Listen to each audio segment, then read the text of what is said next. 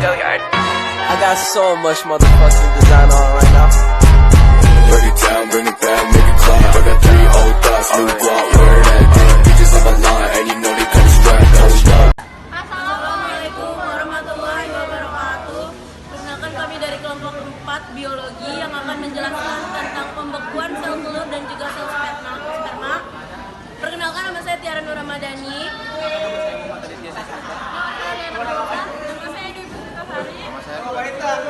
Teknologi reproduksi pembekuan sel telur dan sel sperma. Apa itu teknologi reproduksi? Definisi teknologi reproduksi. Teknologi reproduksi adalah cara perkembangbiakan yang dilakukan dengan menggunakan peralatan tertentu untuk mendapatkan individu baru yang punya sifat dan karakter lebih baik daripada induk secara cepat. Pembekuan sel sperma dan sel telur. Bagian 1. Definisi pembekuan sel sperma dan sel telur. Mari simak dengan baik. Pembekuan sel telur adalah metode mengambil dan menyimpan sel telur perempuan untuk digunakan di kemudian hari. Pembekuan sperma atau kriobservasi sperma adalah proses mengawetkan sel sperma menggunakan temperatur yang rendah untuk digunakan di masa yang akan datang. Apa itu sel sperma? Sperma adalah sel yang berfungsi mengantarkan DNA dari jantan ke sel telur. Apa itu sel telur?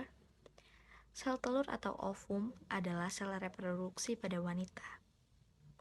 Di dalam tubuh wanita, sel telur akan dilepaskan dari ovarium di masa subur atau ketika wanita sedang ovulasi.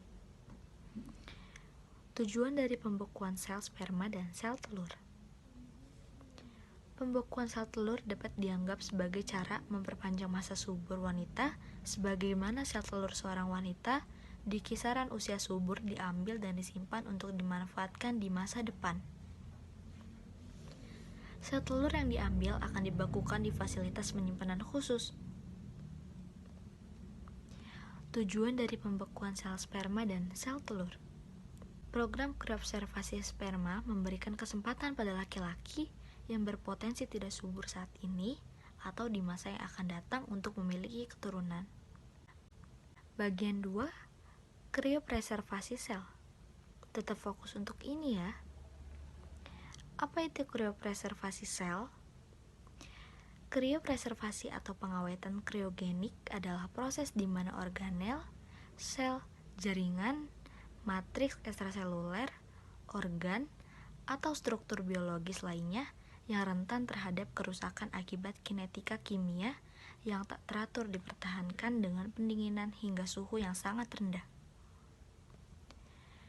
Prosedur pembekuan sel telur dan sel sperma. Prosedur oocytic kriobservation hanya bisa dilakukan oleh ahli endokrin reproduksi. 1. Pemeriksaan cadangan ovarium. Pemeriksaan cadangan ovarium berfungsi mengetahui kuantitas dan kualitas sel telur. 2. Screening penyakit menular. Jenis pemeriksaan ini dilakukan mendiagnosis adanya infeksi penyakit menular di dalam tubuh pasien, seperti HIV maupun hepatitis B dan C.